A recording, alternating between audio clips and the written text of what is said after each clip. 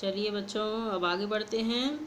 जो लक्ष्मण थे, परशुराम जी के पास में कुठार, धनुष, बाण आदि देखकर तथा उनके जनेऊ आदि को देखकर उनसे काफ़ी कुछ कहे जाते हैं। परशुराम जी का क्रोध बढ़ता जा रहा है। अब वे आगे क्या कहते हैं उसके विषय में सुनते हैं। कौशिक सुनुहु मंद एहु बालकु, कुटिलु काल बस निज कुल घालकु।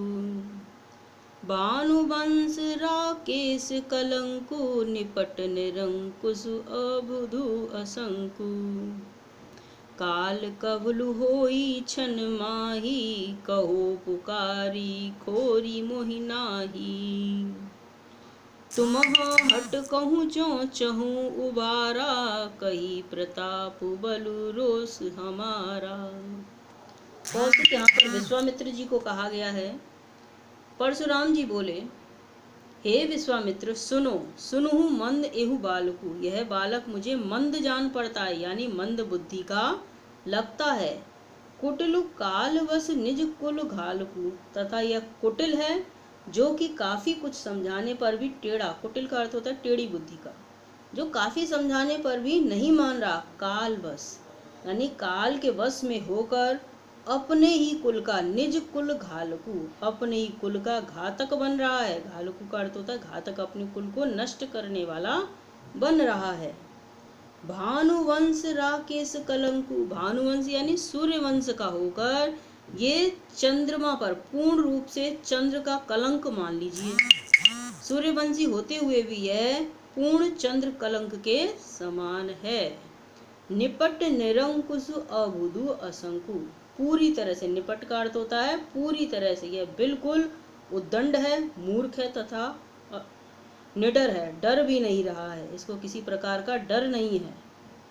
काल कवलु होई छन माही, अभी क्षण भर में ही, छन माही यानी क्षण भर में ही ये काल का ग्रास हो जाएगा, यानी मृत्यु को प्राप्त हो जाएगा।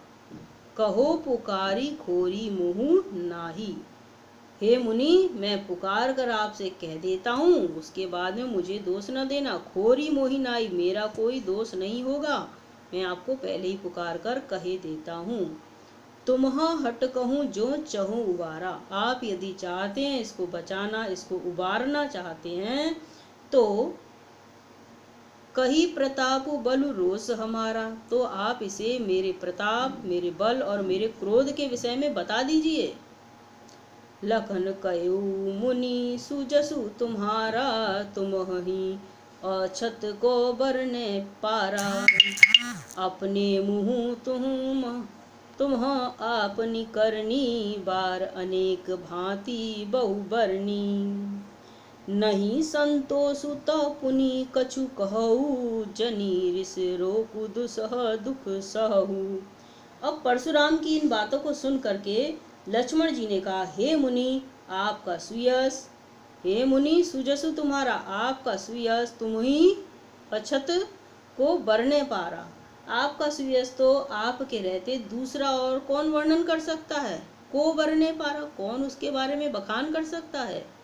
अपने मुंह तुम आपनी करनी, आपने कईयों बार अपने मुंह से अपने बारे में कह ही डाला है। कितने बार आपने यहाँ पर खड़े खड़े वर्णन कर दिया है। बार अनेक भांति बहुवर्णी, अनेक बार अनेक तरीके से आपने उसका वर्णन कर दिया है। नहीं संतोषु तो पुनि कछु कहो, यदि फिर भी आपको संतोष नहीं हो रहा, फिर दोबारा से कुछ कह दीजिए। जनी रिस रोकी दुसह दुख सहु, अपने आप को रोकर, इसको जनी रिस, अपने क्रोध को रोकर, इसका अर्थ होता है क्रोध, अपने क्रोध को न रोकिए और दुख को, जो सह नहीं सकते उस दुख को आप मत सहिए। वीर बरती तुम धीर अछोभा, माँ गारी देत न पाबऊ शोभा। वे कहने लगे, आप वीरता का व्रत धारणा करने वाले हैं, धैर्यवान और क्षोभ रहित हैं, आपको किसी प्रकार का दुख आदि नहीं है। आप गाली देते हुए शोभा नहीं देते, गारी देत न पावऊ शोभा, अच्छे नहीं लगते आप गाली देते हुए। सूर समर करनी करही, कही न जनावई आपू, विद्यमान रन पाई रिपु, कायर कथई प्रतापु।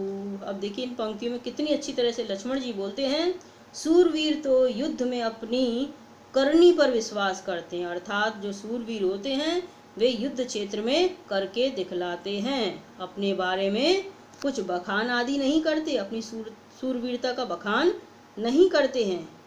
विद्यमान रण पाई रिपु, कायर कथई प्रतापु। और जो कायर व्यक्ति होता है वह रण क्षेत्र में रह करके अपने सामने वाले, जो भी सामने उपस्थित होता है उससे अपनी डिंगे, अपने प्रताप की डिंगे मारा करता है और मौका मिलते ही वहां से पीठ दिखाकर भाग जाता है। इस तरह से देखिए लक्ष्मण और परशुराम जी की कितनी अच्छी तरह से बातें हुई यहाँ पर।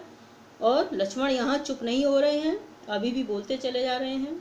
अगले आगे देखेंगे फिर परशुराम जी उस जवाब में क्या कहते हैं। अब देखिए इसके विषय में जानिए आप।